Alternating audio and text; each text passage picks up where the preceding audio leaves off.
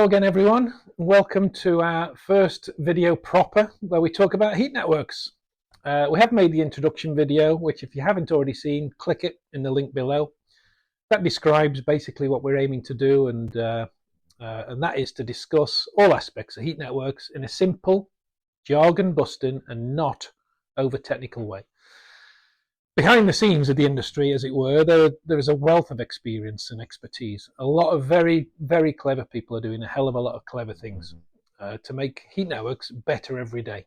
So what we're aiming to do here is to bring all that industry expertise to these videos. We want to distill it down, we want to discuss it and describe what it means for you, essentially. By the way, let's get it out of the way early. If you like these videos, spread the word. Even better, subscribe and like it, as it does help us here at Ener-Vate HQ to continue doing them. My name's Steve Hunt, director here at Ener-Vate, and let's start. Where do we start?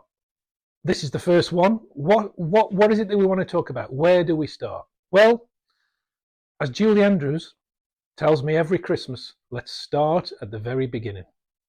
What is a heat network? Well, to reason why these videos are needed, let's start here. I regularly speak to people in this industry, and one thing we always smile about is when we're asked at get-togethers or parties, those that go to parties, what do you do, Steve? I'm sure a lot of people watching this video will have a wry smile just now. We always say, well, it's complicated. I work in industry, I work in energy, sorry, or something like that. And then if they push even further, we say, well, heat networks. And then they glaze over, or even worse, what's a heat network? Well, total unfamiliarity. I might as well be talking about the moon. I will spare you, I should say, the next 10 minutes of the chat that we have, but here's the thing. Generally speaking, once they hear and understand, what they invariably say back to me is, well, that's a good idea. And that's because it is. You know, they are a good idea, heat networks. So the first answer to what heat networks is, they're a bloody good idea. Can I say bloody? Blimmin'. Okay. They're a blimmin' good idea. People are just not familiar with them and what heat networks can do. Well, let's put that right here in these videos so that when I'm next at the party or get together, they can say, oh, heat networks, I know all about them. That's the aim anyway. To see physically what a heat network is, it's best to view a decent animation or a photograph. So there's a link to one of those below this video. And thanks to the supplier for that. If you need to, just take a look at that, as that describes the fundamentals in general. However, briefly, we can describe what a heat network physically is. And that's a simple system that generates or sources heat and then distributes that in the form of hot water through a network of pipes to a point where the heat is used. Basically, think of it as like a home central heating system, but a larger scale. Most of us are familiar that we have a boiler in our house that sends hot water around the pipes and into the radiators and taps where we use it. Well, district heating is just a bigger version of that, really. Generation of some kind, distribution, and then use through radiators and taps. In its most simple form, heat networks, sort of in a housing block, for instance, there's a central plant room generally with a heating plant or kit generating heat. And then inside that house, in that building, I should say, the distribution network takes the heat into each flat on each floor or each apartment, and then internally within the flat.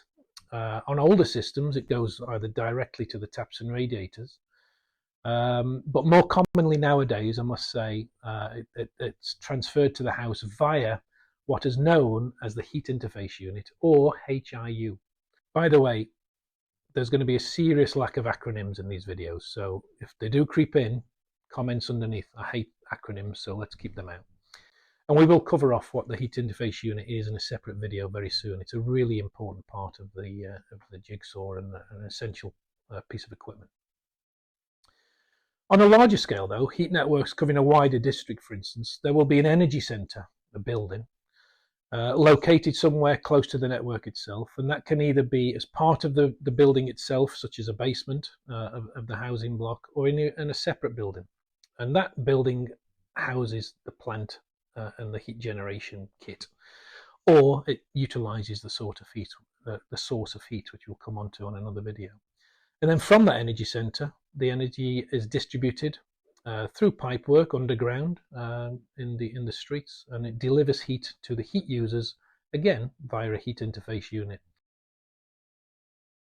And then that heat interface unit will deliver heat to the flat's own system, the apartment's own system, or the house or the business's own system, and that own system will take it to the radiators and taps for use. By the way, metering is a very, very important part of the subject as well, so we will cover off metering in a future video. And that's it really. I don't really want to expand on the detail in this video. There's plenty of videos covering all aspects of what we're going to talk about already out there in terms of what a heat network is, and we will cover off different aspects in different videos. That's it. That's a heat network. We'll look at the how and the why in the next video. Skip over to that now for a wider description of why heat networks should be playing their part in the future of heat in the UK. See you there.